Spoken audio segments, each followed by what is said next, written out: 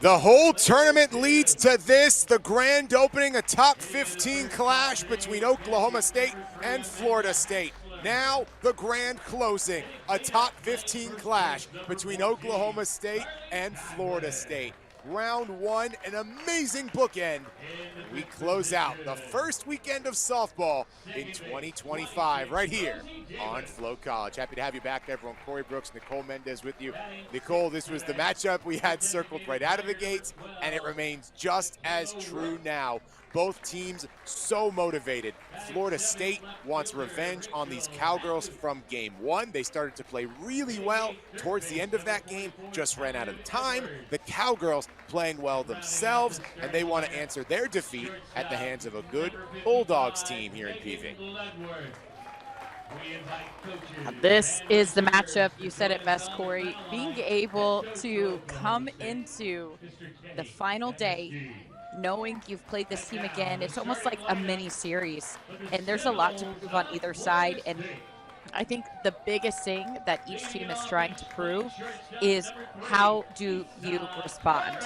Oklahoma State with the loss that they had, Florida State with the loss against Oklahoma State earlier.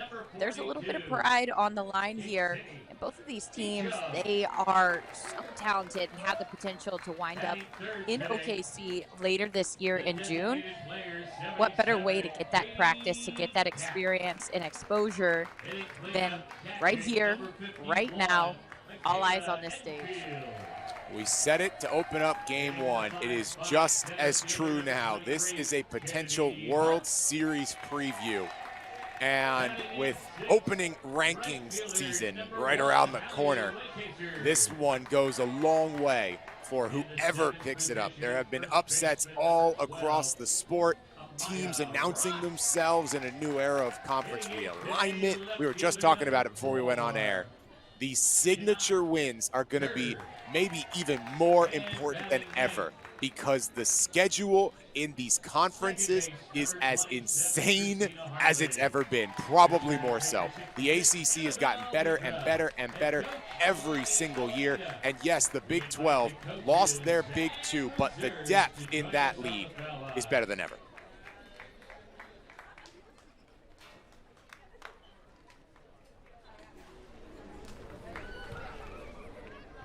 At this time, let's stand and honor our home country, the country of Mexico, with the playing of their national anthem.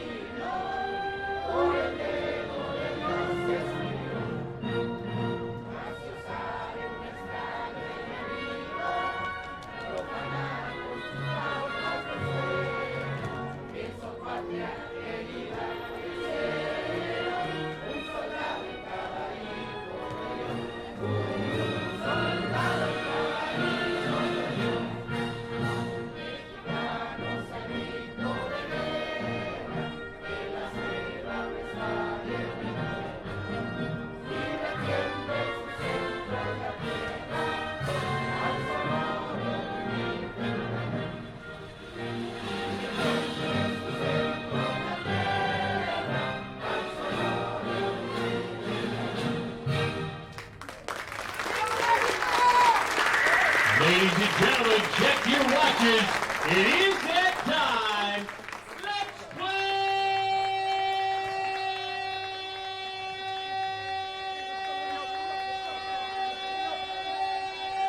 softball. Let that tell you just how good this matchup's going to be. That was an awesome rendition, made so by the fact there are so many local fans in the stands in Puerto Vallarta, singing along to the anthem, embracing the moment, and getting ready for this top 15 clash. That right there, as much as the elite softball, is what this tournament is about. Great look at what everybody comes down to Puerto Vallarta for.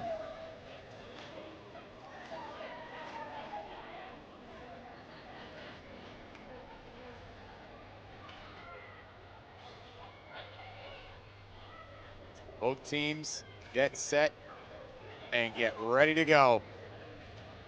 A great time to remind you that your favorite races, games, and events are even better on the big screen. Select your favorite teams, tracks, series, and more to easily access the content you're looking for every time you open our beautifully redesigned TV app. Download the Flow Sports TV app today. Available on all major app stores. Well, last time these two met up, Florida State was considered the road team. That means they get to take the field first this time as the sun begins to set in both Puerto Vallarta and in our opening round of action. The Noles and the Cowgirls go at it one more time to close it down. See all those apps right there at the bottom of the screen? You can choose any one of them to watch this thing on the big screen, and it is a big screen worthy matchup as A.B. Wheatra retakes center stage. A little over 3 innings pitched, just a couple of hits to go along with a couple of strikeouts. The transfer from Auburn is a veteran of this tournament, was here with the Tigers, now dons the garnet of Florida State, and will try and slow down the Oklahoma State attack here in our grand finale of the opening weekend. This music over here is making me want to dance, move my shoulders around, shimmy a little bit. I'm loving it. Taking me back to my days playing. Taking me back to my days playing on the Mexican national team. Right. I thought about that the other day. A few years ago, the Mexican national team was here for the Olympics. It was awesome. Final pitch up top.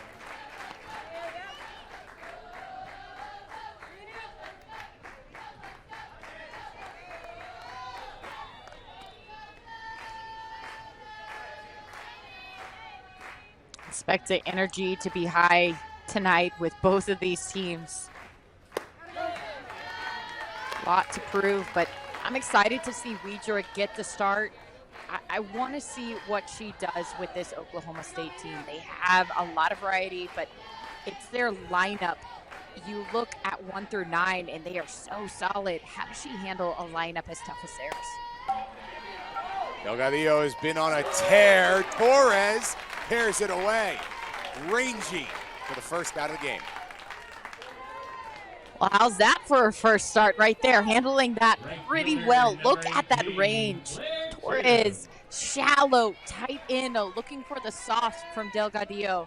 Being able to range all the way back on that slow pitch field to the grass line.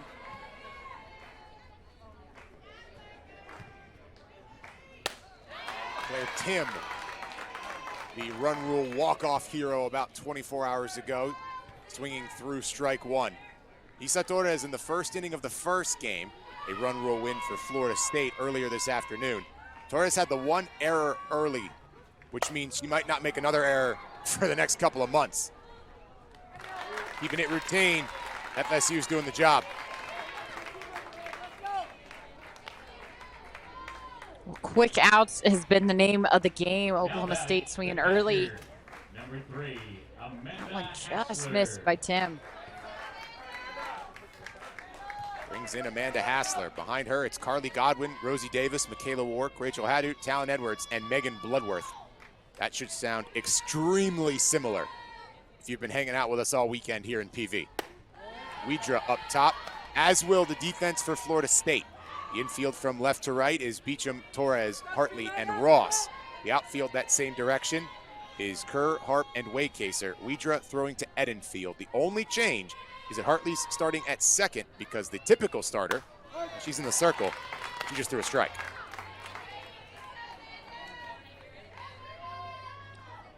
thing I love about her ability to play both a position on the field, infield no less, and in the pitcher's mound.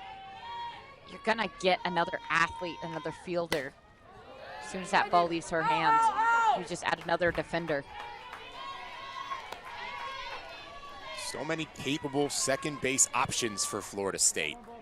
That's why Widra, I think, has that slight edge.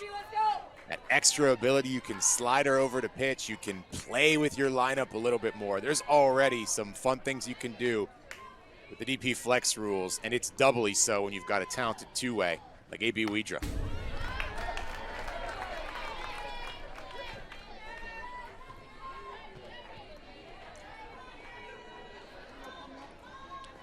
What you're going to see from Widra, she likes to go in on the hands of batters and work up. She loves to build that ladder. And what I mean by that, her rise ball, it'll start below the letters, slowly rise up to the shoulders, and then up above the head, just like that one. Not she quite. Loves that temptation, that building. She understands what it means to throw hitters off balance, and whenever you're in the zone and you're in the groove and you see a pitch and then you see another one a little higher, sometimes it's hard to tell the difference. Get you to chase. Similar location, that one's a little more competitive, but Amanda Hassler runs it full.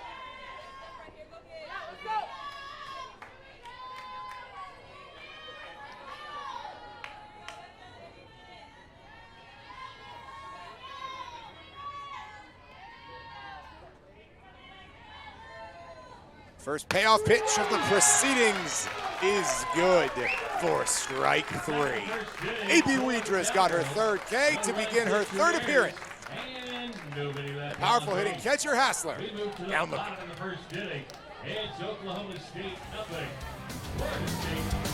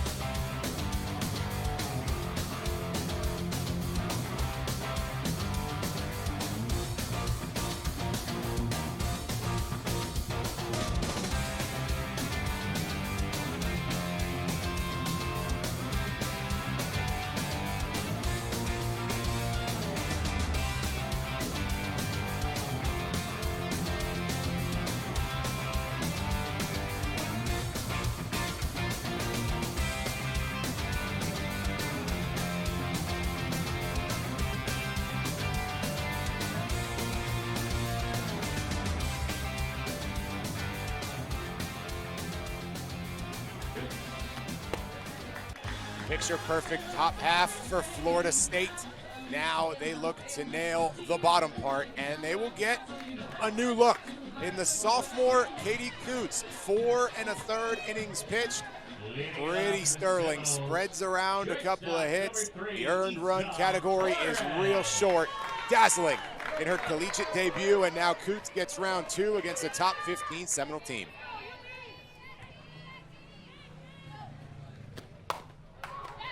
And she's called upon right away. The ball finds the newcomers. 1 pitch, 1 out. We're going to see a similar style from both of these two pitchers. Katie Coots, she loves to attack early in the count.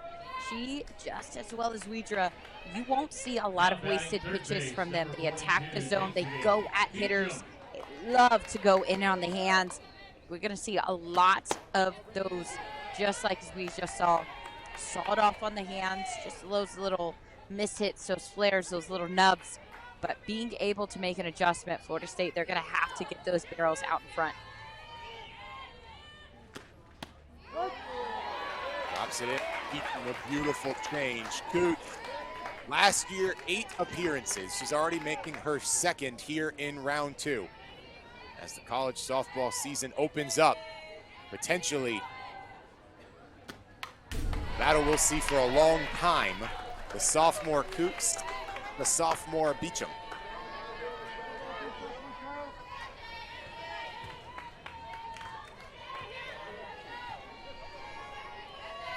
So much power in Beecham swings. If she gets a hold of a pitch from Coots, it's going to go far.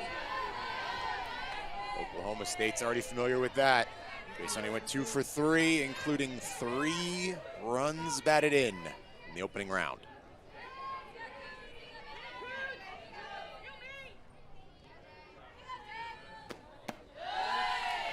They run it full.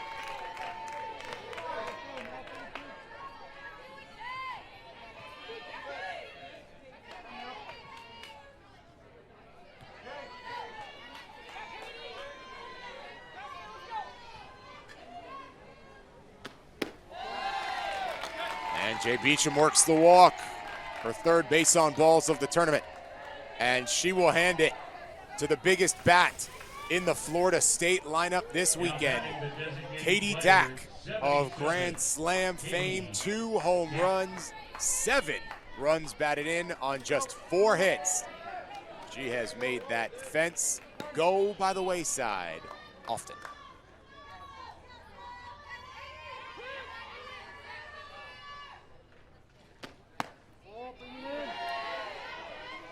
It's difficult as a pitcher right off the bat. You see the best bats in the Seminole lineup just back to back to back to back. So consistent. Especially the Beecham Dack. Deadly. I love how Coots, she's making these hitters feel her presence. She's not shying away, but she's not going to put it over the plate. Being able to hit all 4 quadrants. Hit well, but even better defense by Claire Tim.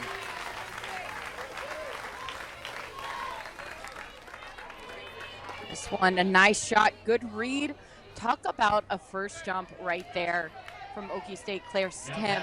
Like being able to take that first jump, get it as daylight's going away. Those lights in the stadium sometimes can cause a little bit of glare. Just tracking it down early. Brings in Michaela Edenfield. Kennedy Harp waiting on deck. Behind her, we'll see Hallie Waycaser, Maya Ross, Janai Kerr, and Christina Hartley in the starting role.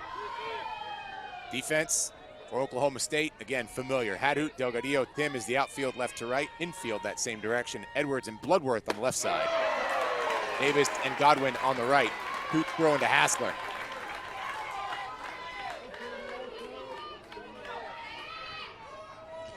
That off speed is dirty. Coots trying to get Edenfield off balance. And does. He gets the K. Katie Coots.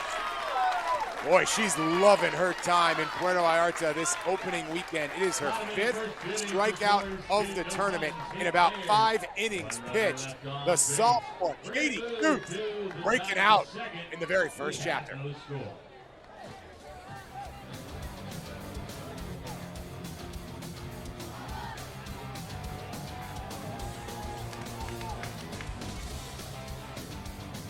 4 decades of experience in producing only the best in the world of destination events, Purple Brown Sports wants to help you and your family get the most out of your investment in youth athletics. Whether it's giving young players a chance to compete against teams from around the country, or giving older athletes a chance to hone their skills for the college game, we have the tournament your family will never forget. Check out PurpleBrownSports.com.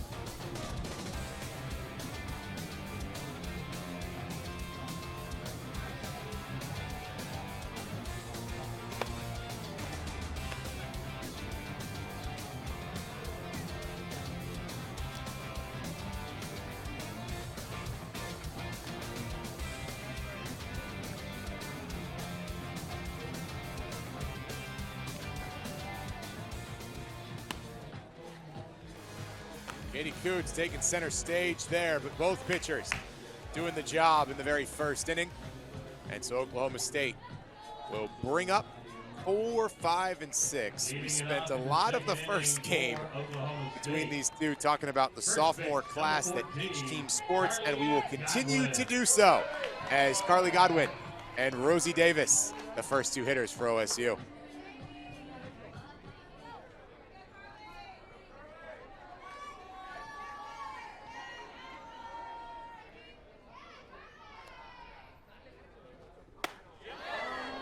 Ooh.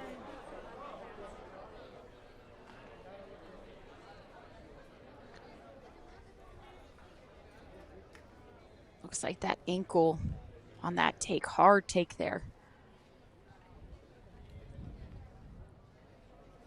Absolutely hate to see this.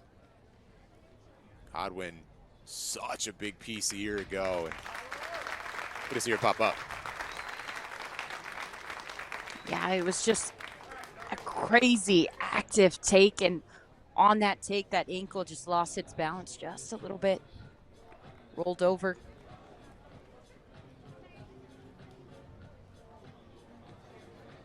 See Godwin just walking around, getting the feeling for it just a little bit.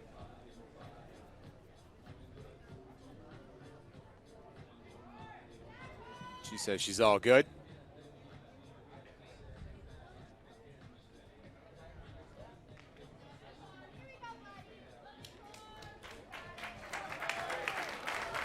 That's what you love to see.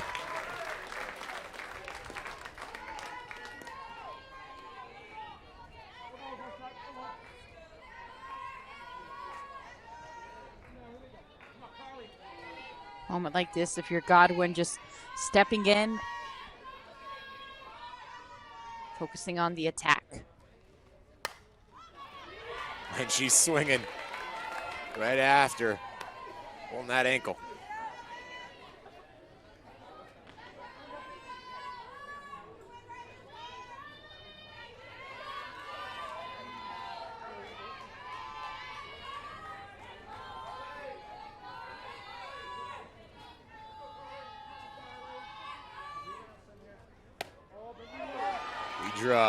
That's a great 0-2 pitch.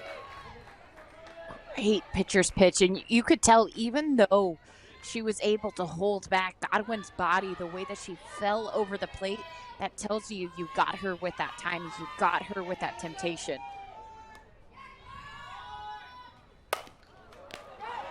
On a hop, Beecham absorbing every single softball sent in her direction.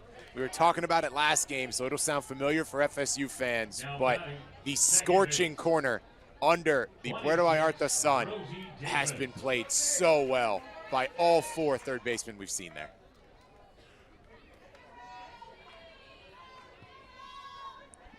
That side really has locked it down defensively for Florida State. As the games have gone on, their defense has tightened up and sharpened. Rosie Davis sends it straight back. Walling did a really nice job for UNC. We saw highlight reel plays throughout for Louisiana Tech. There's going to be a mean third base in this game, whether it's Beecham or Talon Edwards.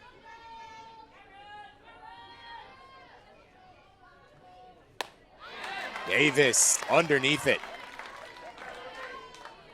A little bit of elevated off speed right there. Starts to rise and then just dies. Again, Weidra attacking the zone early, getting these Oklahoma State hitters behind in counts quick. Just outside.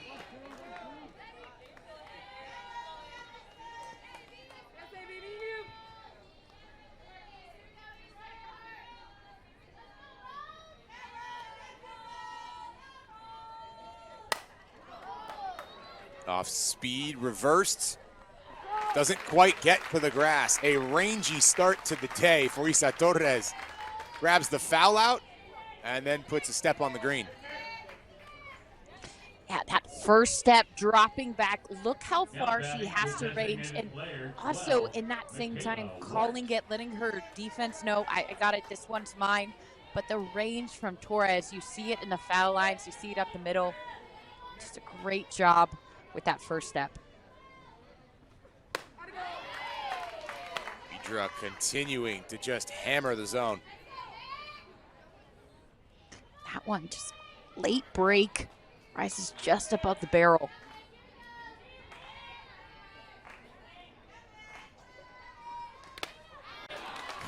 Wow. It's only a little over 20 pitches, but it's 16 strikes, 6 balls. This is ruthless efficiency by AB.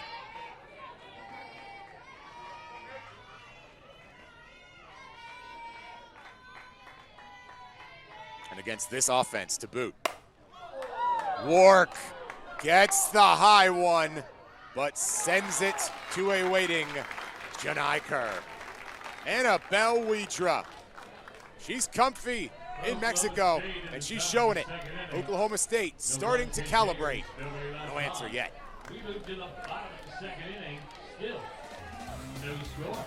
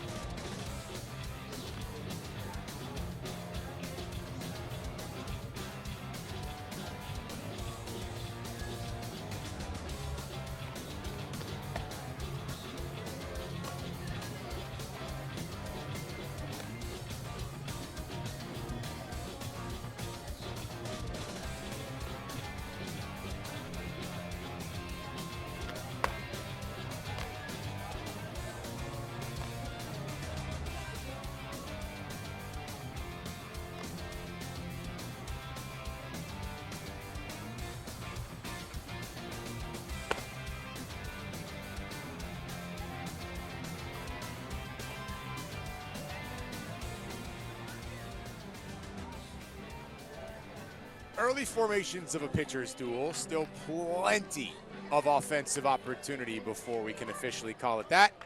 As we go to the bottom of the second, and some of the biggest bats in Florida State's order come to bear, including Kennedy Harp, who is going to finish this tournament in all likelihood hitting about 500. She's at 667 right now, 8 of 12.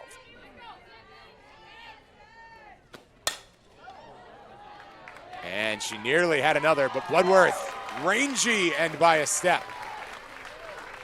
Just how effortless and efficient she made that feel. This one led up the middle. Watch that quick double shuffle, giving her body the time to adjust, get around it before she makes that play.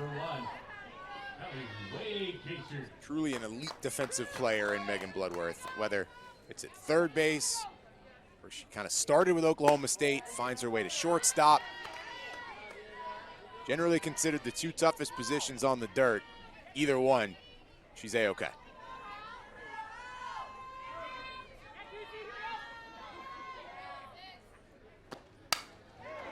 Wake sir, kind of the half bunt. Edward blocked in too. This is what we saw on opening night. Oklahoma State, their defense is on point. Even on a check swing like this, just being able to be ready for anything at all times. You can tell that this defense has played together. They just look sharp, efficient, and familiar with one another. They know each other's range. It is one of the primary recruiting criteria for Kenny Gajewski. Ability to play a very high level of catch, navigate your way on the infield or outfield, generally multiple positions. Every head coach started as some type of assistant. Coach Gajewski's background is on defense. It shows with his team.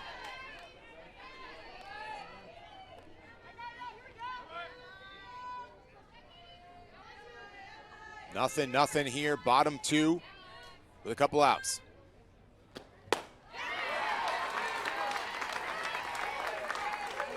Two big swings and misses right there for Coots. Again, speaking to the fact she has been throwing the ball low, inside, high, outside. She has been moving it around all over the place. These Florida State hitters, they've been swinging it at a lot of different zones. For them, the challenge is going to be, how do we eliminate a zone? How do we narrow it down? How do we focus in on one spot? And whenever they do that, they're going to start to see some success. Amaya Ross sending it straight back.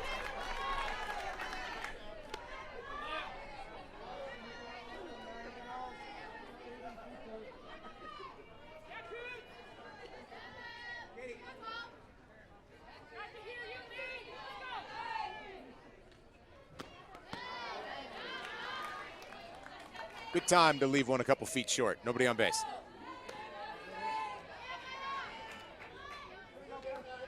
Yeah, I got to get it all out now before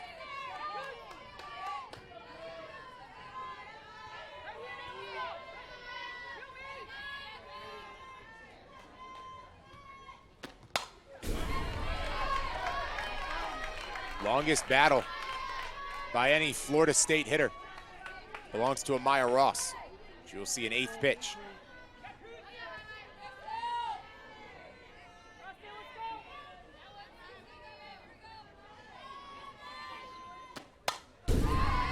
Still has plenty in the tank. She'll have to use it. How about a 9th? Last game, we saw the bats for Florida State really come alive. A lot of power. Yep.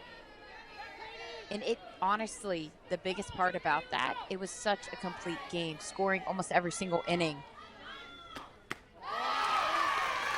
A 9-pitch walk for Amaya Ross.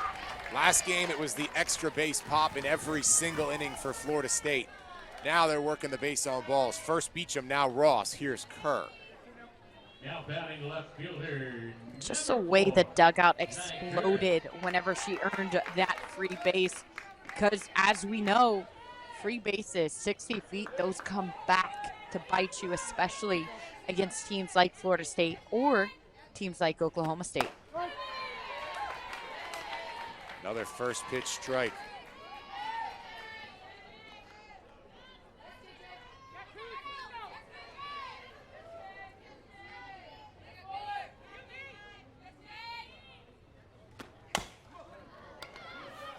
Edwards, right where she needed to be, slams the door. Coots has issued a walk in each of the first 2. It has not mattered at all in each of the first 2. Cowgirls rolling. Florida State right there with them. Stride for stride, as you'd expect, between 2 of the greats. No score.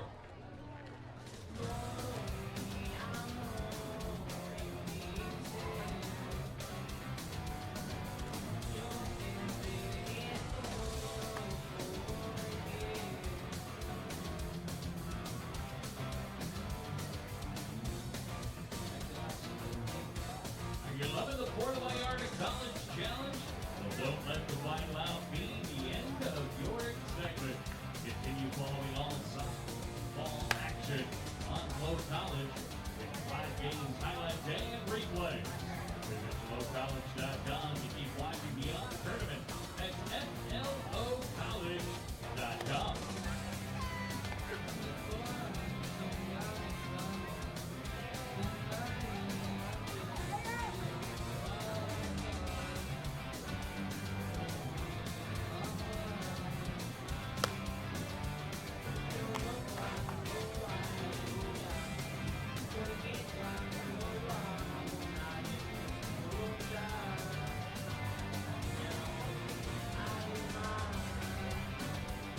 Rolling along in our final game, great energy across the board, including from Michaela Edenfield, who you very much expected from.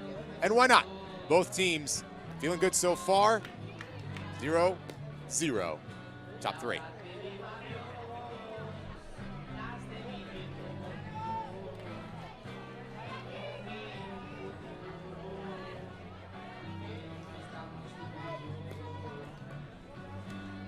Game 1, we spoke a lot on just the ability of Gajewski to get quality transfers, but make it feel like home as soon as they step onto Oklahoma State's campus. You see that with how they play together, that defense we talked about. They just look so clean. That is a matter of trust. And it's not because they've been playing together for so long. You have your transfers, you have your young players. But whenever you trust your teammates off the field, you see that result on the field. Oklahoma State, they are extremely talented. I am high on them for this year. Very much top 5 for a reason. Both teams recruit at an incredibly high level when you're talking about high school players or transfers, as Hadut lays down the bunt, and Widra showcases that Florida State can draw on a transfer as well. You'd hear it from any of the players go, oh yeah, when we played in Stillwater or we played in Tallahassee, we just loved the environment so much. We had to be a part of it. That's true right now for the Seminoles, and they secure the first down.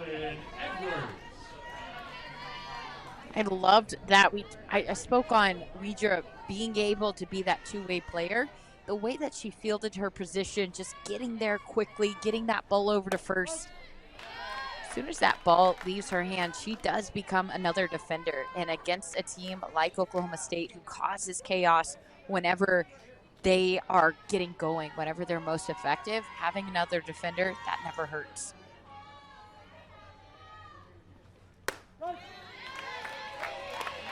Quickly 0-2.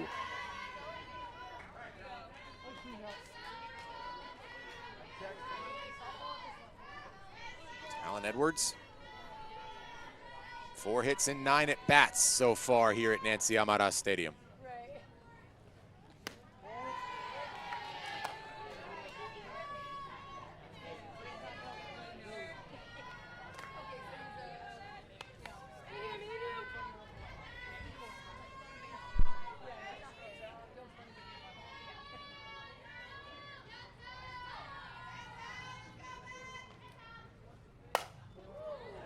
Edwards poking it into a tough spot. It was a great jump by Janai Kerr to keep it routine. Now batting for the Cowgirls. This one, you could just see the way that barrel drops a little loopy through that zone.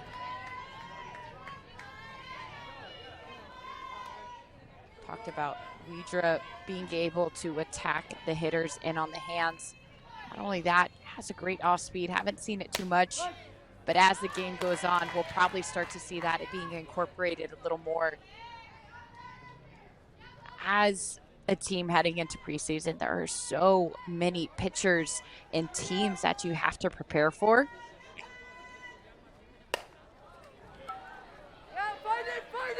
Long way to go to the ground with possession. Hartley finishes it off. She's had a great defensive day through a game and a few innings. Christina Hartley trying to lock down that second base job. She locks down this catch. It's the Cowgirls and the Seminoles. No score.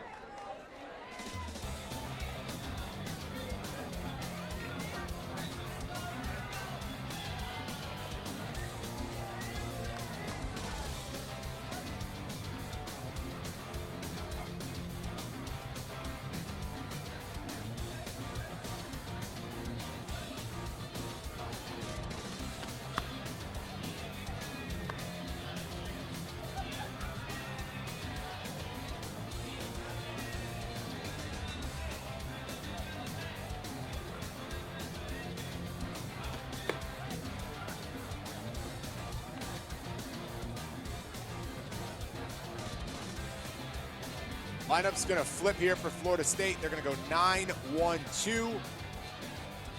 Bring up Isa Torres and company for the second time. A tremendous weekend here in Puerto Vallarta, Mexico. This is far from the end. It's a reminder, the ultimate college fan experience is now here. Head to flowcollege.com to watch more than 12,000 college sporting events from 12 different conferences, all in one place. We're going to be growing our conference window even more starting on Wednesday. Just a few days without softball here in Puerto Vallarta as we get a look at BYU, going from all the way out west to a little more central as a member of the Big 12, and the Bison of North Dakota State, perennial Summit League contenders. Hartley watching strike one after she ended the last inning with a nice play. Corey, I don't know if I can go a few days without having softball. You'll be busy anyway. You got to do rankings and set up your podcast, so you'll find a way to stay busy till we get going on Wednesday. I believe it. I'll find a way. I'll find a way. Speaking of Hartley, I have been so high on her and her ability at second base, the way that she has just really demonstrated, coach, I'm the one, put me here. Yeah. And she's really made a strong case for her to be the starting second baseman. Almost every single thing that has come her way, she has been rock solid with. That's the dream, right? In these preseason situations, you try out all the different options. You hope that one of them distinguishes themselves, like Christina Hartley has in really just the last couple of hours. That's the beauty of it. preseason, anything can happen, not just in the games, but as an athlete. You've been struggling in the fall. All of a sudden, something clicks come February. Hartley, slow roll. It's a miscommunication, and she's on again. Christina Hartley's going to start her year 2 for 2 with 4 RBI, including last game and the home run. Everything going the way of 2-7. That extra lunge, that extra effort, looked like Rosie Davis thought that might have been Carly Godwin's ball. She took just a step over. Last minute realized and tried to make up for it, but that's what Hartley needed. Torres flashes bunt, nothing more. First hit of the day belongs to Christina Hartley, though Florida State's gotten a base runner in all 3 innings.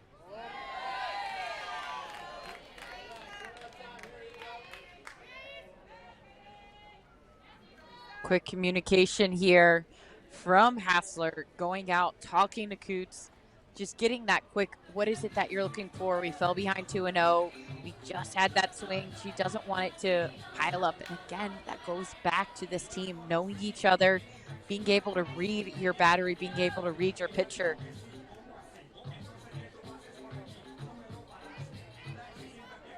It's also kind of a tough first hit to give up, right? Because ordinarily you see that ball in the same spot and, okay, you're thinking out number 1. Not so for the youngster Coots.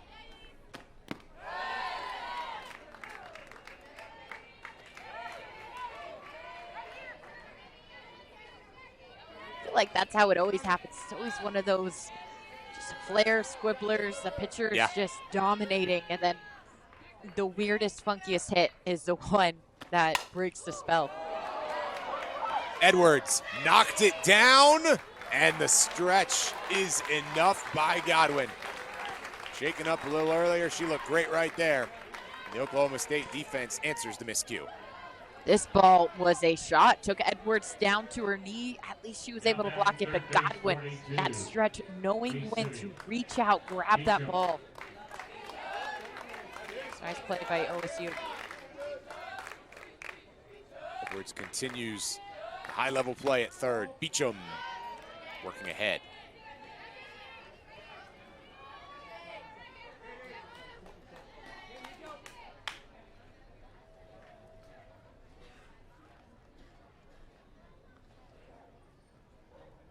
Carrie Eberly coming out to talk to her pitcher. This is a dangerous position. You have speed over at second, less than 2 outs. And of course, who else would it be but Jaysoni Beecham, the one who was causing havoc and trouble for Oklahoma State in their first meeting earlier this weekend. Right now, Carrie Eberly just letting Coots know, keep it down, keep the ball away. We do not want to run into that barrel. If anything, make her barrel come to you. Make her go to you, your pitches. Coots not going to be afraid of the moment. Got the physical and mental makeup to very much handle this level. She's a professional bodybuilder. Got her pro card. She's been getting pitching instructions since she was 9 years old from the same instructor as Lacey Waldrop, who was the Florida State National Pitcher of the Year about 10 years or so ago. How's that for coincidences, right? It's a small world. Crossover. It makes sense, right? 2 of the genuinely elite programs since 2020. These are 2 of the top 4 in wins. Nothing exotic, no big metric, just straight up dubs. 2 of the best in America. Coots battling back a bit. That was a big hack on a 3-0 count there from Beecham. She is looking to tag something right there. Beecham, instead, makes it her second walk of the game.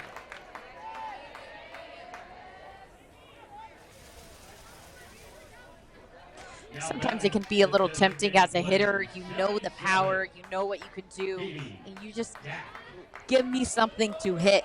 But by being patient, by getting extra base runners on board, you give more opportunity to your team. And you give Dak a chance, which is generally a great way to go about things if you're rooting for Florida State.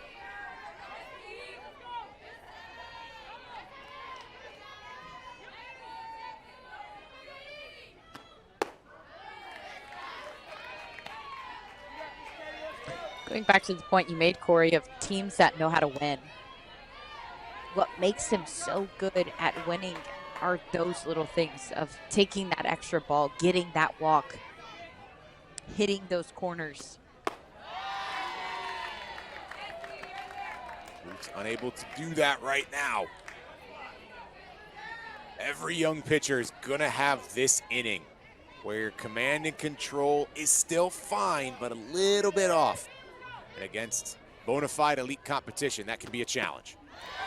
Sure enough, back-to-back freebies, loads the bases for Florida State and calls on the powerful catcher, Michaela Edenfield. We've seen a walk from Coots every single inning, and she's been able to get out to avoid getting into some trouble, but consistently we've seen her falling behind, and whenever you put yourself in that situation, Florida State, they are the type of team to capitalize and try and take advantage. Edenfield, she is no stranger to this position. Bases loaded. Big bat for Florida State. We've seen some damage. Not as much as we're used to seeing. She is due. 7 misses in a row for Coots. That'll help. You just want to see that strike go up.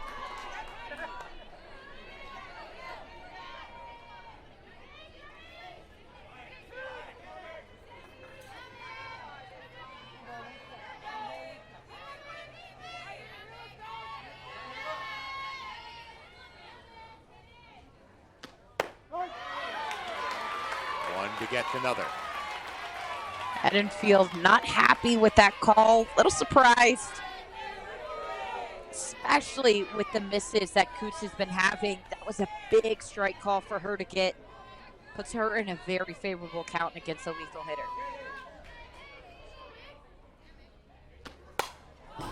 Edenfield spoiled that one.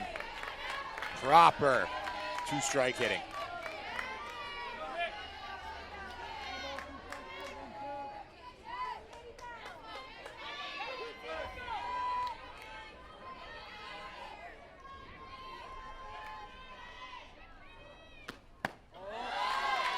Run it full.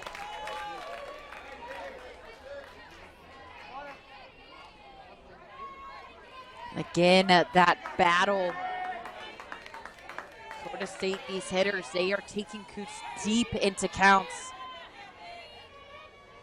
Nowhere to put her. The payoff pitch reached out by Edenfield and into the glove of Edwards. That is just about the best case scenario for Oklahoma State. And Edenfield just a little early. You can see a slight slip right there. That is big for Oklahoma State. You can hear it in the crowd. You can see the energy. This moment right here for both of these teams, this is where the momentum, the energy, the pendulum will swing either towards Oklahoma State or Florida State.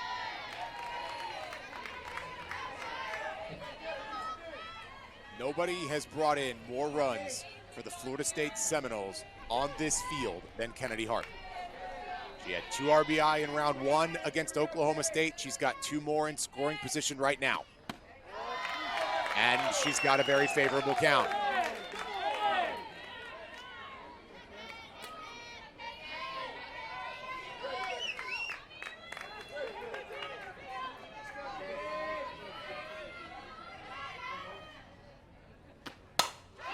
Harp hits it hard and gets it through to the grass, all the way to the fence.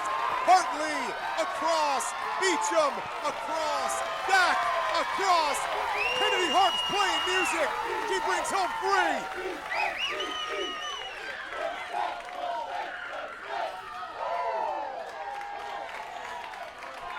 That celebration, that energy. Kennedy Harp, this one just misses the glove of Rosie Davis and then gets past right field. being able to get past him, that is the goal right there for Florida State. As soon as you see that happen, that right fielder diving for that ball and the ball rolling past as a runner on first, you're thinking score immediately. That is a huge momentum shift as Florida State takes the lead 3-0. What a weekend for Kennedy Harp. 10 runs batted in here in Puerto Vallarta. 3 was her career high coming in. She gets it on one swing. And Halliway Kaser ahead as well. 2 out hitting. It was big for Florida State in the first game today, getting a couple of home runs with 2 down. And now the bases clearing 3-bagger.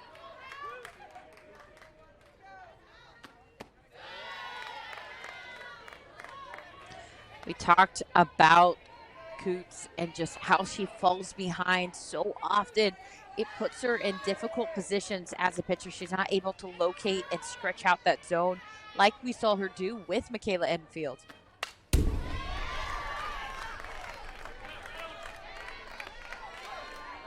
Kennedy Harp has 3 triples this weekend and very nearly had 4. One of them was a double, and then the error gets her to third. But she's been standing at third a lot. Some people don't even have 3 triples in their career. No doubt. Oh, that off speed is still working for Coots, though.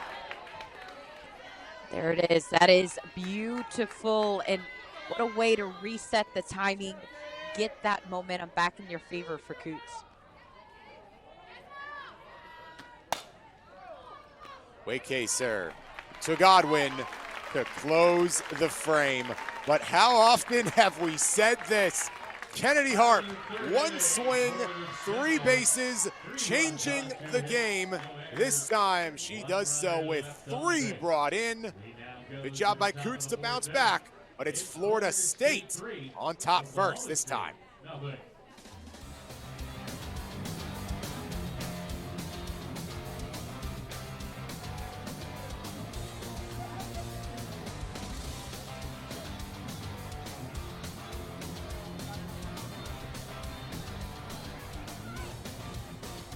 Ground Sports would like to recognize and thank Sheraton Bougainville, Wingman's been a valued partner in Purple Ground Sports over the many years.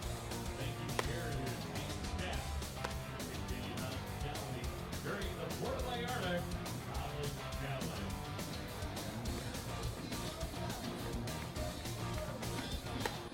Florida State starting to feel it now. Their early chance at revenge. A.B. Wittra gets to go into the circle with a lead.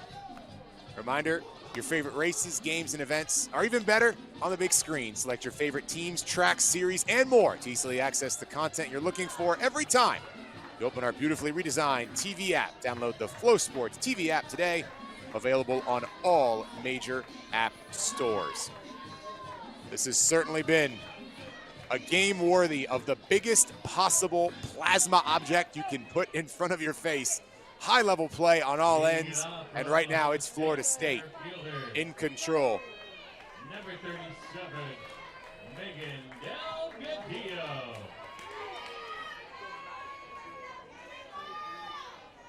Megan Delgadillo is going to lead things off, though. That's the silver lining for Oklahoma State. Top of the order coming up, and strike 1 from Wittra.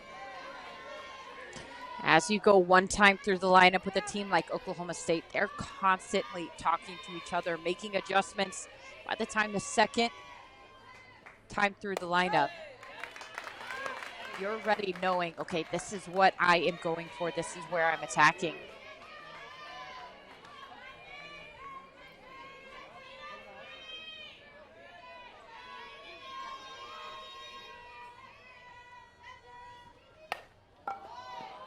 Delgadillo lifts foul.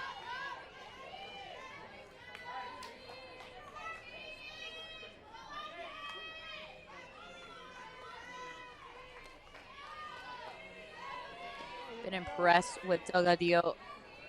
I mean, I've never not been impressed with her, but Yeah. especially this year, just her bat control, and you can really tell she has command of where she's wanting these balls to go.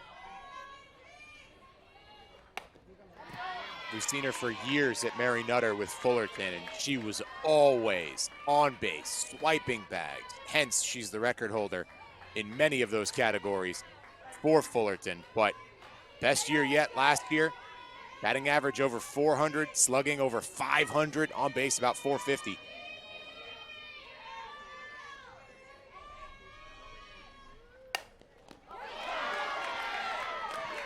No chance to get on base there. Beecham again on the spot. Beecham with the quick hand. She was pinched in tight, took her down to a knee, but that is all it took. Such a quick release. And as a defense, you have a call card, if you will, that lets you know, where should I set up? Where should I position myself for each of the hitters in the lineup? A lot of teams, they'll use this, and as a defender, it's almost like a little reminder, a little cheat sheet. Delgadillo, yeah, she's going to slap. She's going to move the ball all around. For sure.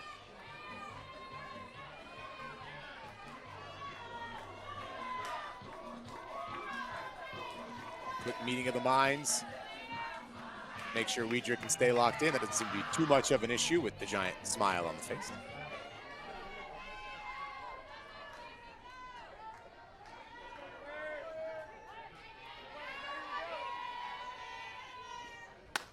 Winota Claire Tim becomes 2-0.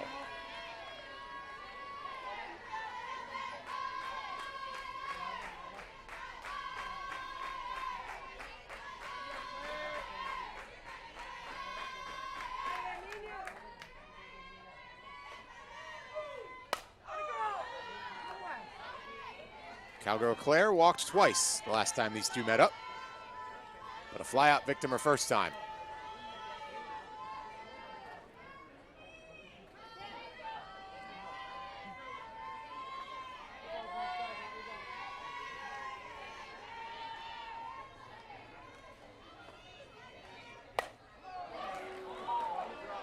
Same direction, same result. Janai Kerr.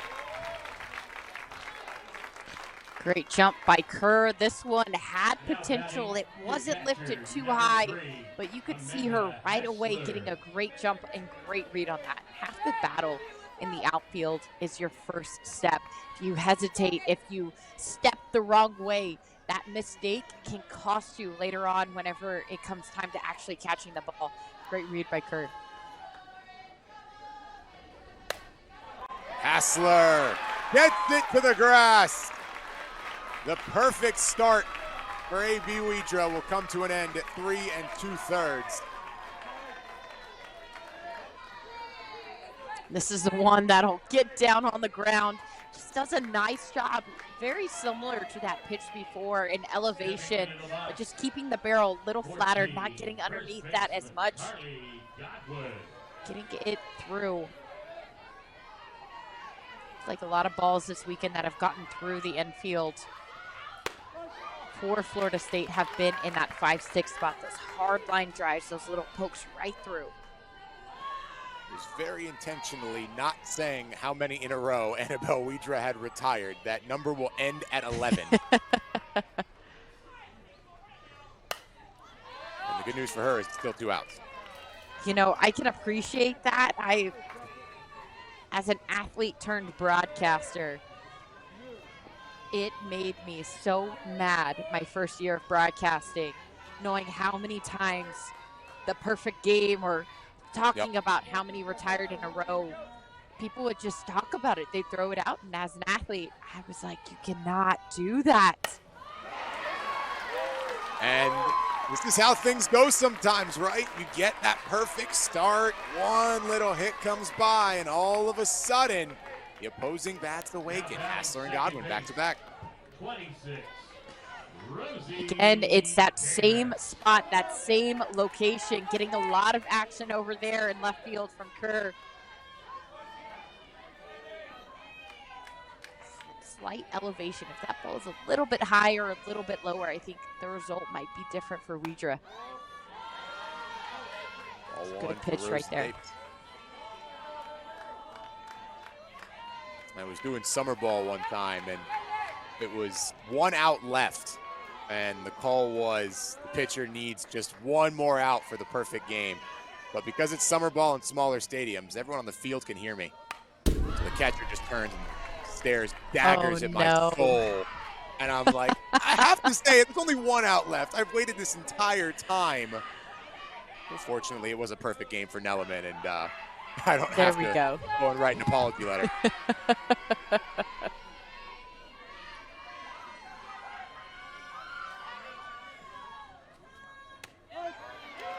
We drop. Nice off. Softball players, a superstitious bunch. Oh, yeah. This crowd not happy with that strike call. Oklahoma State fans up in arms.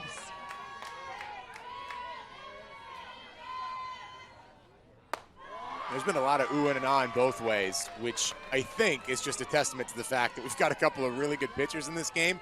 We're going to hit their spots and not miss by much. Also speaks to the energy in this crowd right now. This is the nightcap. This is the game that everybody wants to see a rematch of. It's shaping up to be everything that we've wanted. And it's run full from 11 in a row to potentially 3 straight base runners. But we draw all the while, just one pitch from ending the run.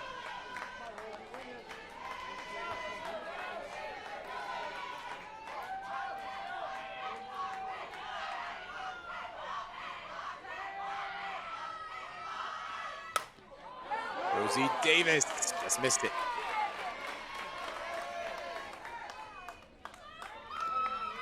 I love these moments as an athlete because this is what, as a kid, you practice for. Before you get to college, you're just playing league ball, you're playing tournament ball. You dream about these moments where you're up to bat. You have runners in scoring position. You have that full count. You live for these moments. Payoff pitch will require another. But for both sides here, being able to reset, calm your heart rate, slow it down. I think that's the hardest thing to do in this situation.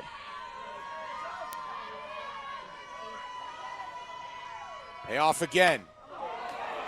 Went down, scraped it off the dirt. That's a great piece of contact considering, but Denai Kerr ends the frame. AB Weidra gives up her first couple of hits and nothing more. The defense in this game has been unreal.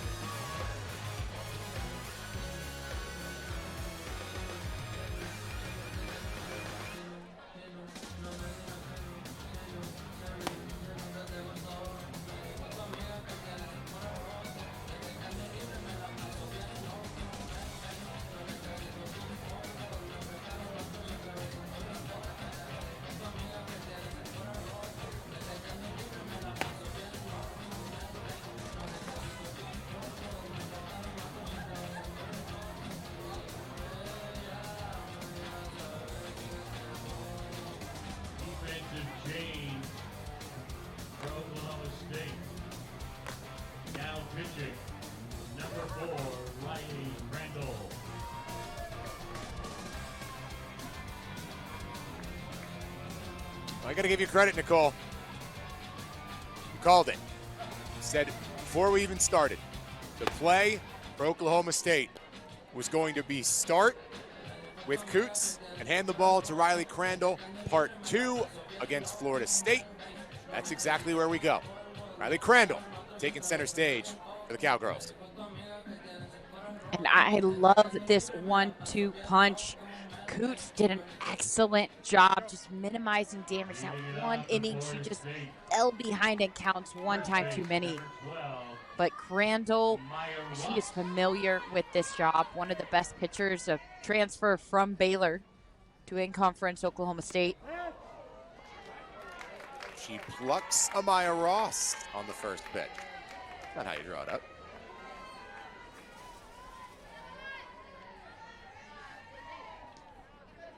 This one just gets away from her a little bit too much, and ooh, a 2-for-1 right there.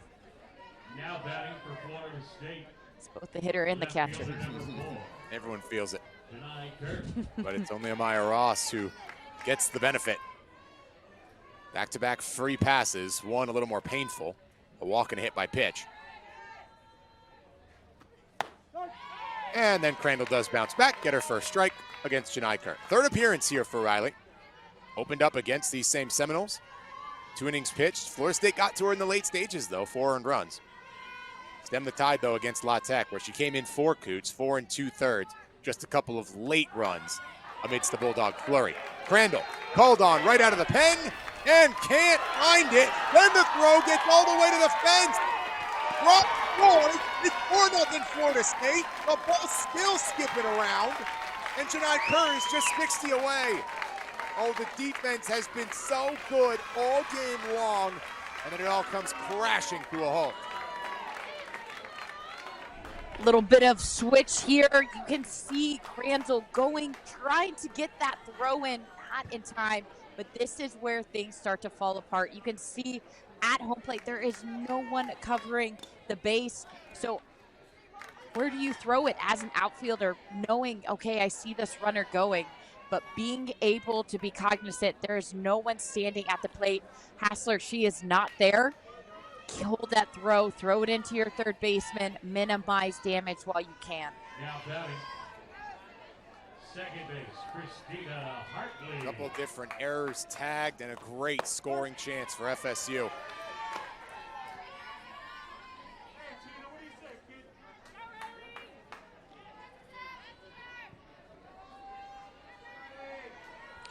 Hartley's the one who got it going last inning for Florida State.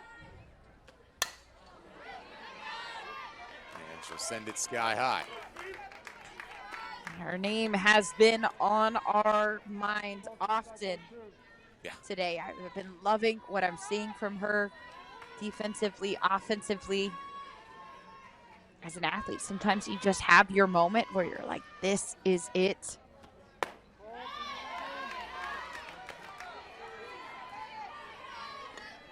At 4 RBI to reset her career high. The sac fly that slammed the door in the first game. So Hartley already rewriting her record book here in Puerto Vallarta. And to boot, she hasn't been retired yet in the tournament. That Oklahoma State defense pinched in tight, not just the corners, but the middles as well. They're not wanting to give up another run. No outs here.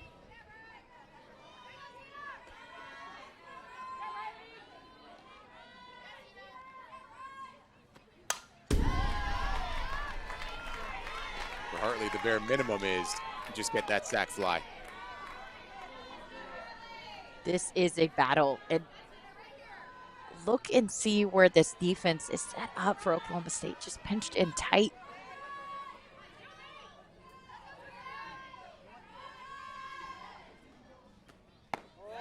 One, two, not a bad pitch to try and get her to chase. Hartley does not.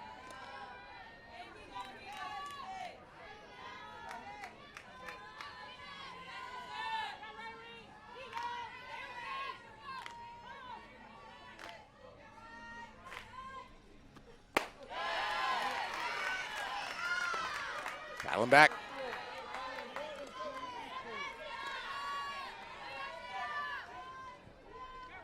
Florida State making these Oklahoma State pitchers work.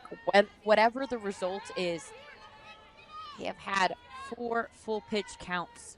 Hartley gives it a ride, but it fits into the waiting glove of Hadut. Still, mission accomplished. Her second sac fly in as many games, and Florida State makes this a multi-run frame. Corey, you called it yourself, a sac fly. That is the bare minimum right here. This one sent for a little bit of a ride. but Florida State, they have done the most on capitalizing on opportunities presented to them. Torres watches one just clip the outer part of the zone.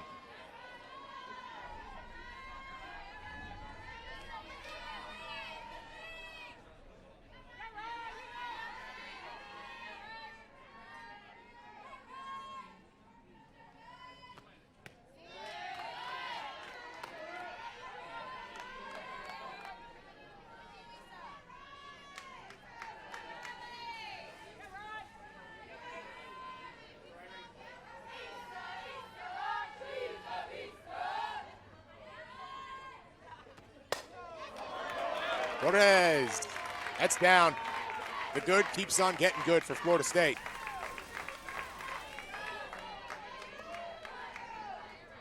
I think this is a good time if you're Oklahoma State, call a timeout. Torres does a nice job getting this over into the infield, but we can really feel is, as a fielder, that momentum, that energy of, man, everything's landing, and you get Beecham up.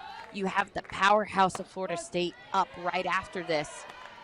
I think a timeout right now defensively would help Oklahoma State so much. Just to reset their energy, reset their mind, reset their focus.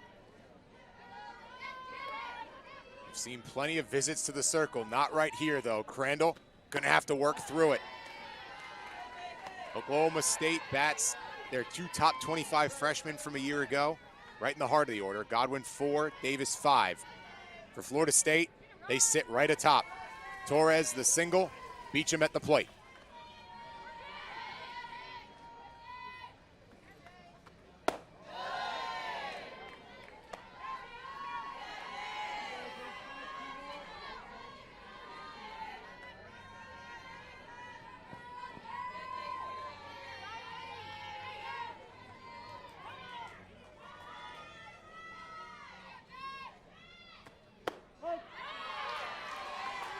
Getting out of the way of a strike means the ball's still popping out of the hand of Riley Crandall.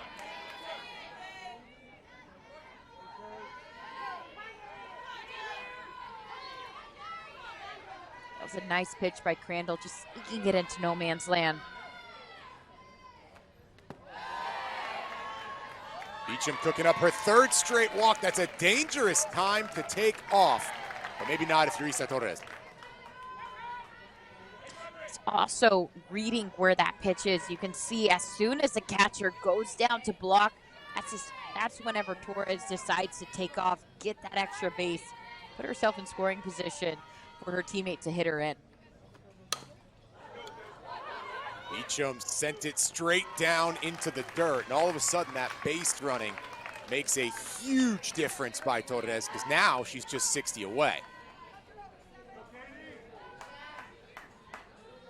That's exactly the point. Beecham, it just looks like her timing was a little off on that shortened stride, a little early.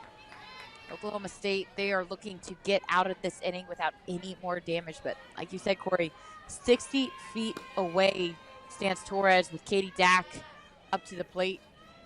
She's been a force.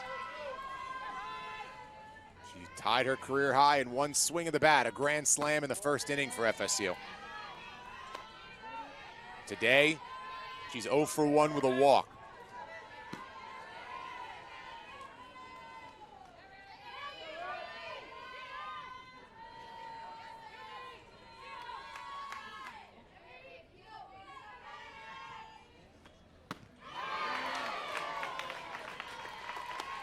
Randall pulling the string just a little bit. I'd love to see how she mixes her speeds, just trying to keep this inning to a minimum. That's part of her arsenal. A little too much rise.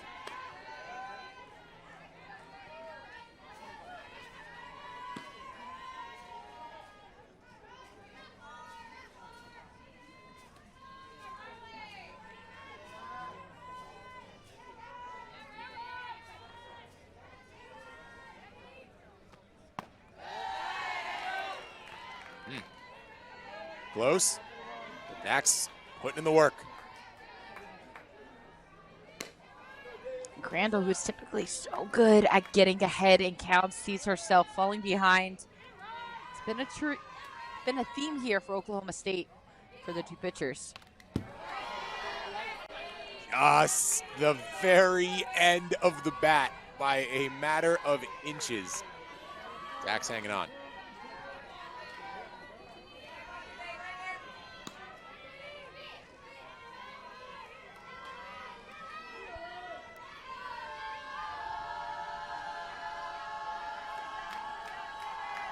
The payoff pitch is good for strike 3. That inside pitch by Crandall was huge against Beecham and Dak. That's how the frame is closed. But 2 runs on 2 hits for Florida State, and they've got themselves a big lead in search of a top 5 win.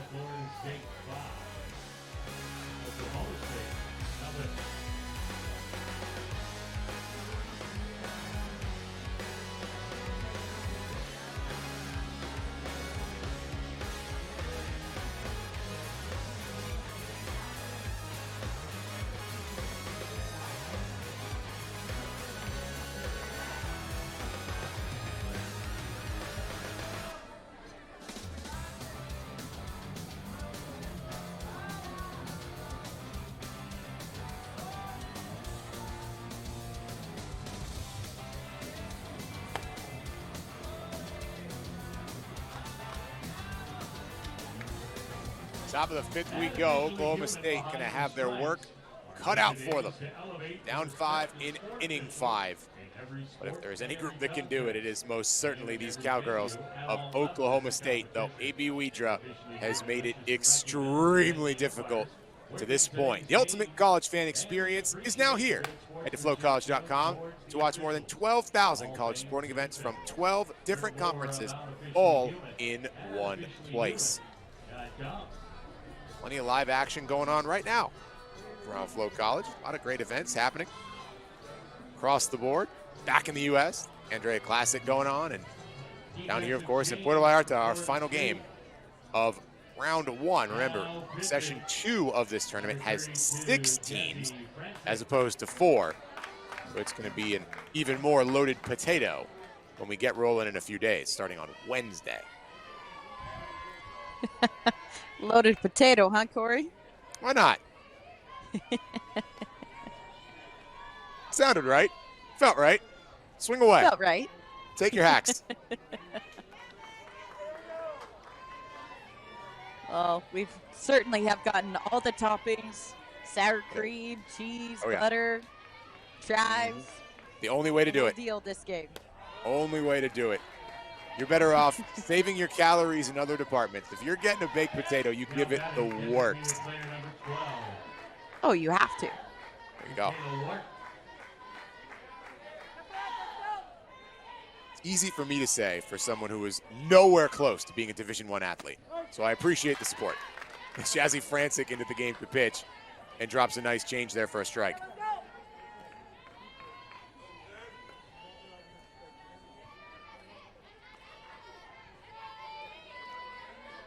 Franic looked so good to start her Seminole career. And she'll continue to do so.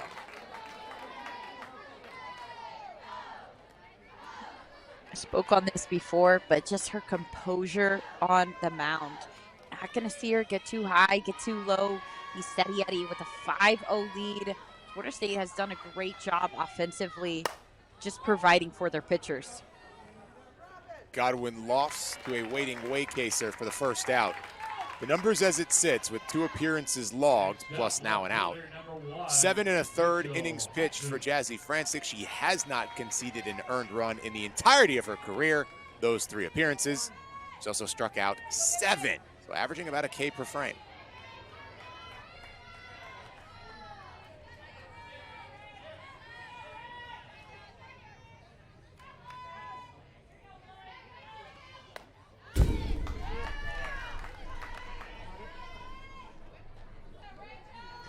I think it's interesting, once you saw Oklahoma State have that reaction to that bunt. You could feel their energy. Everything just kind of felt a little depleted. But one thing about them is they know how to bounce back quickly. Sure, as soon as they got off the field and just being able to talk and get reset and have that conversation of, okay, what is it that we're hunting? What is it that we need to adjust? What is our next move? That does a lot for a team. Both teams capable of getting going in a hurry. Boy, Janai Kerr has been super busy in left, but she's been up to the task. She is earning her money out there. That is for sure. This one lofted a little early. Easy fly.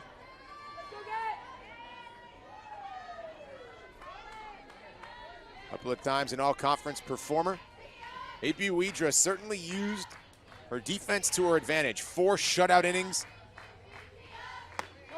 Just gave up a couple of hits, had 1 strikeout over those 4 innings, which means that was the ball into the glove extremely often, and Jazzy Franic is doing the exact same thing in this 5th.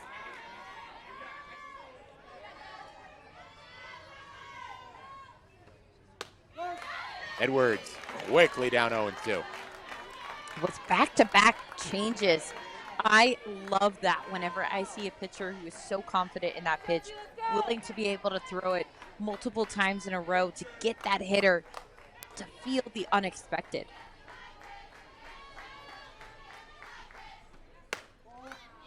Franic just missing. So far, as we've seen it in this tournament, Florida State could have another contender for the top freshman in America after just getting it a year ago with J. Sonny Beecham. Franic has looked lights out to start her collegiate career.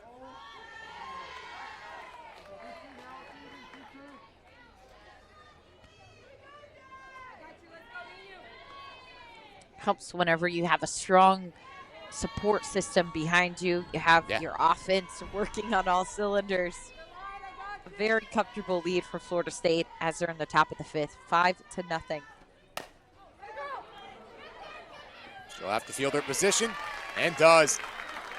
Jazzy Franic comes in and faces the minimum. In fact, Florida State as a staff, only 2 over the minimum, and they both came with 2 outs. For Kocha, this thing's a pitching clinic.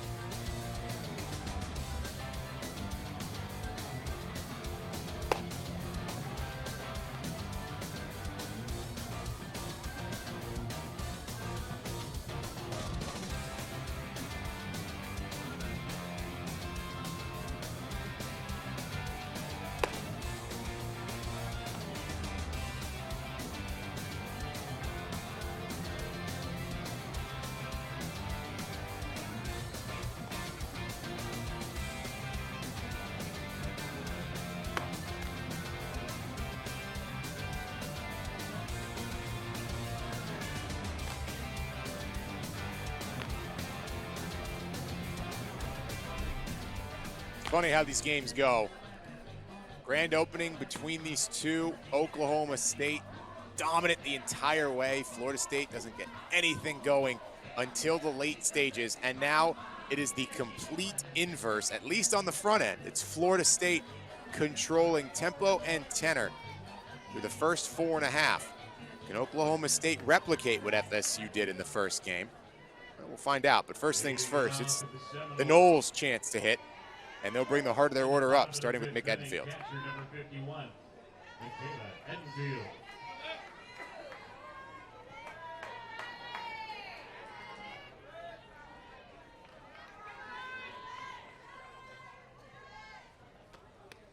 Randall beginning her second inning of work and plunks Edenfield.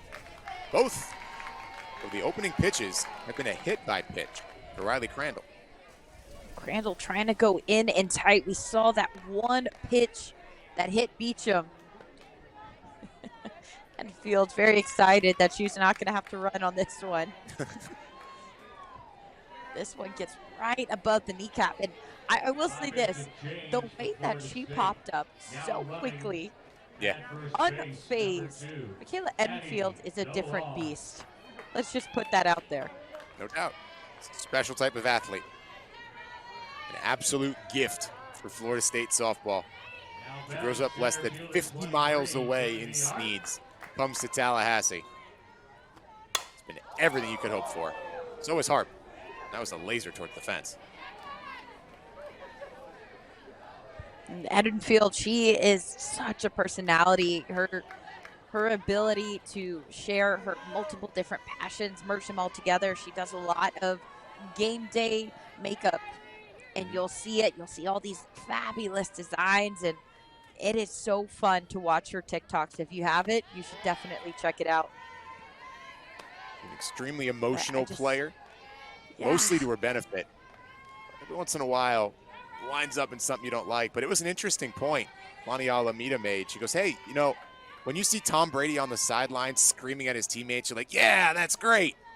And then you see it on the women's side, and you're like, oh, no, that's not how that's supposed to go. And it's like, well, wait a minute. No, that's fine. We want an emotional player as long as it's channeled in a positive way. It was kind of the dichotomy there pointed out by Coach Alameda, and you're kind of right.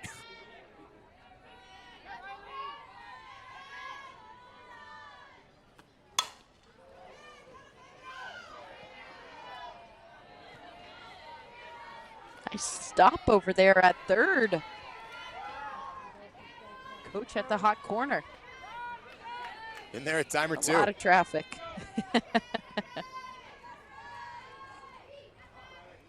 Nearly 3 decades of head coaching experience between these two at their current stops. Well placed. Kennedy Harp doing it all. The triple last time, and she goes right back on base.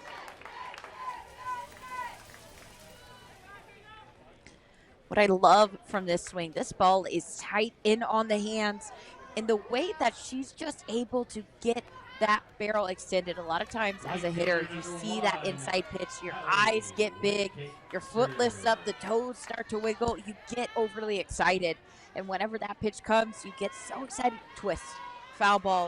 It was the farthest home run you've ever hit, but 50 feet foul. So being able to keep that fair right on the line, that was big.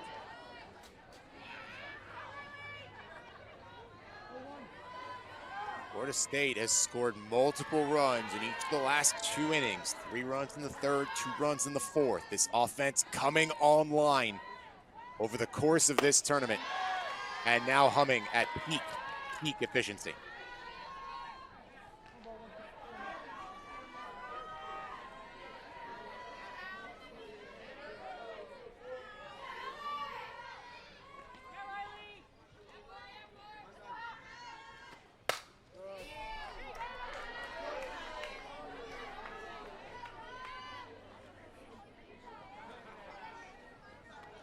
Crandall settling in a little bit better this inning with just getting ahead in at-bats, making the hitters come to her versus getting behind in the counts quickly. It's not too typical of her. Shows she settled in, found her pace. Still searching for the first out of this frame. Wake Pacer watching it the whole way.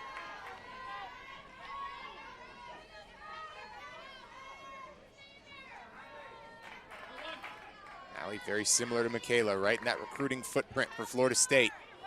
Originally from Georgia, dad's a big FSU fan. Pop throw, down to third, a good one, but by just a little bit, a clean swipe for Addie DeLong. Long did a nice job. She knew it was going to be a bang-bang play. That is where it comes into advantage, sliding into a base, going head first, being able to switch around. You can see how she reaches for that bag. She knows it's going to be a tight play, and a hand and arm is a lot harder to tag than a full body. For Addie DeLong, the first 2 stolen bases of her career come this weekend, one against Louisiana Tech and one here. Chalamina said terror on the base paths. That seems about right. And Waycaser makes it not matter. Stats are cool, but the bases are loaded regardless. Last time the Seminoles had bases loaded, they capitalized on that. Not biting. Now batting first base, number 12, Amaya Ross. Addie DeLong, Kennedy Harp, Hallie Waycaser. The runner's on, strike 1 in. If Waycaser touches home plate after those 2 in front of her, it's game over.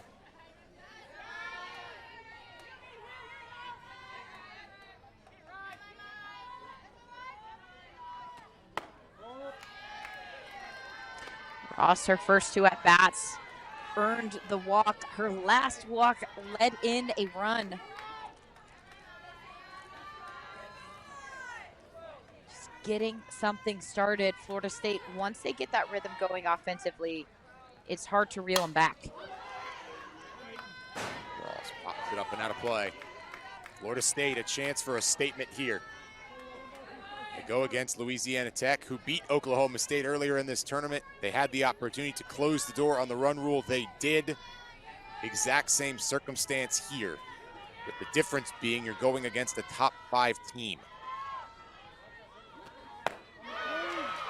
Nice bounce back, necessarily so, for Riley Crandall.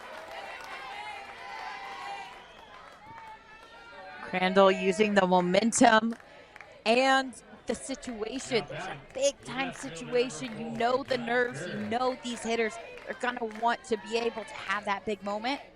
Get them to chase. Get them to go a little bit farther outside than they would like. Janai Kerr gets it through the middle. Florida State rolling now. Janai Kerr getting everything done. Harp cashes in. It's 7-0 Seminoles. Talk about a statement right there. This one hard up the middle. You could see both the middles. They were pinched in tighter, more so on the towards the line, towards the corners. This one gets through handily. But Oklahoma State, they are 1 run away from a statement that they do not want to have. The energy on this field for OSU, it is very low. Being able to come together and find a way. Oklahoma State, their offense is powerful. You can get 2 outs before this last run. They do a good job of passing the bat, but defensively, they've been letting Florida State pass the bat just a little bit too much. Noles want to end this thing. Waycaser is quick, but they'll let Potter run at second.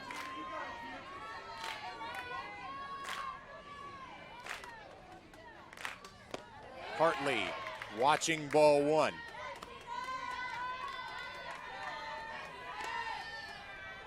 So all 3 of the second base contenders for the Noles finding different ways in this game. Hartley started there, still there. Widra is pitching, and Potter is at second to run. Hartley lofted up and grabbed by Godwin. Just 1 more to extend the game for the Cowgirls. Now batting shortstop, number 3. Nice stretch and reach by Godwin. No harm done. Nobody has moved. Oklahoma State trying to get out of trouble here. I love the way that Godwin constantly communicating with her infield. It's Isa Torres with a chance to end it.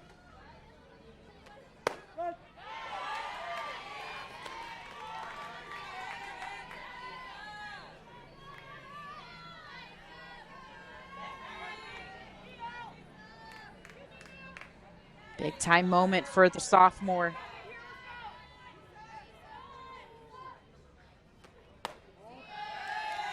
team in the history of Seminole softball had more runs batted in than this Seminole group last year, in large part because of the contributions of Isa Torres. They bat in one more, they win the game. Torres lofts it high and deep. It hits the fence. The Torres pinker to the fence, closes the door. Florida State, a top 5 win in walk-off fashion. In the celebration from this team right here, the way that they started off this tournament, a ton of defensive miscues, flat offensively to round it out, finish out this tournament like this. Florida State, this is a team that knows how to win, in a huge win against a top 5 team, Oklahoma State.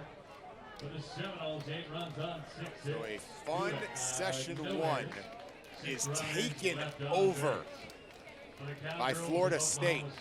We didn't have any run rules until the nightcap yesterday, and then Florida State today ends them both in emphatic fashion after they take the gut punch in the first game against Oklahoma State. They have done just about nothing but rake sense. FSU looking to make a statement. For the last 10 or so years, they have never missed the World Series in back-to-back years. They didn't go last year. That might mean these Seminoles are due.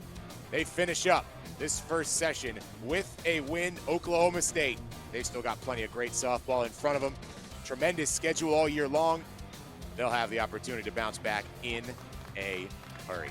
That's going to do it for this first session. 4 great teams, 4 quite possible conference champions show their class to close out the opening weekend of softball. It's finally back. The off-season is over, and we get to celebrate with some unbelievable plays across these last few days. Certainly hope you'll join us for session 2 as BYU and NDSU open up a 6-team slate. And that's Wednesday afternoon right here on Flow College. For my broadcast partner, Nicole Mendez, our entire crew in Puerto Vallarta doing an awesome job with a ton of games this weekend. I'm Corey Brooks. The final takeaway, the grudge match accomplished. Florida State gets their revenge and goes into the second weekend with all the momentum in the world. Good night from Nancy Amaraz Stadium.